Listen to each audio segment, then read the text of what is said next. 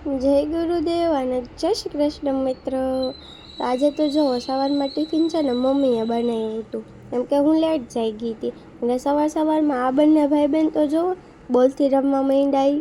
અને પછી જો આ સાંજનો વિડીયો છે ડાયરેક્ટ, એટલે 4-5 વાગ્યા સમથિંગનો. અને પછી છે ને 5 વાગ્યા સમથિંગ પપ્પાનો કોલ આવ્યો કે બટાટા બાફા રાખી દે.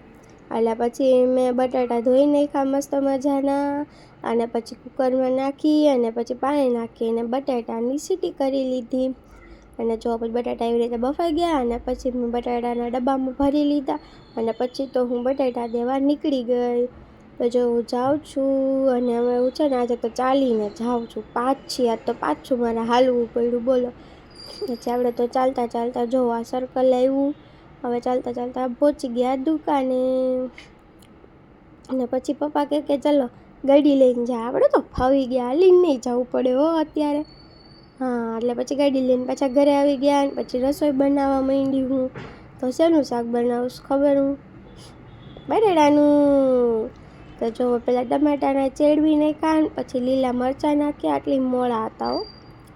અને પછી બધું મસ્ત ચડી ગયું, પાણી ઉકળી ગયું, એટલે આપણે એમાં બાફેલા બટાટા એડ કરી દીધા. અને પછી બનાવવાનો તો રવાનો શીરો. આજ તો સ્વીટ બનાવવાનું હતું. એટલે પહેલાં ઘી ગરમ કરી અને પછી એમાં મસ્ત મજાનો રવો છે ને શેકી લીધો. અને પછી દૂધ ગરમ કરવા મૂકી દીધું અને રવાને છે ને પ્લેટમાં કાઢી લીધો. અને દૂધ ઉકળી ગયું ને એટલે આપણે તો એમાં ખાંડ એડ કરી દીધી. અને પછી ખાંડ ને દૂધ ને મસ્ત બધું ઉકળી ગયું ને એવું બધું થઈ ગયું એટલે આપણે પછી એમાં રવો એડ કરી દીધો. જો રવો એડ કરી દીધો અને પછી આપણો શીરો બની ગયો રેડી. મજા આવશે.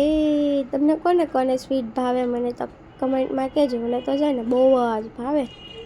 જો મસ્ત હલાવી અને આપણે તો બનાવી નાખ્યો શીરો.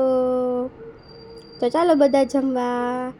જો આપણી પ્લેટ રેડી થઈ ગઈ, રોટલી ને ભાખરી ને બટાટાનું શાક અને શીરો ને દૂધ અને છાશ. અમે બધા બેસી ગયા જમવા. પછી ફ્રી થઈ અને હું પાછી સ્ટોલે ગઈ હતી અને ત્યાં જઈને પાછો થોડોક વિડીયો શૂટ કરી લીધો. ત્યાં ભાઈ છે ને ઢોસા બનાવતા હતા, તો મેં કીધું કે ચલો તમને તે મારા વિડીયોમાં આવવાનો મોકો આપો, એટલે એમને લઈ લીધા. અને પછી અમે બંને પાછા છે ને ચાલવા નીકળી ગયા હતા, કેમ કે રોજ તો જમીને સૂઈ ન જવાય, ક્યારેક ચાલવું જોઈએ. તો ચલો બાય, નેક્સ્ટ વિડીયોમાં મળીએ.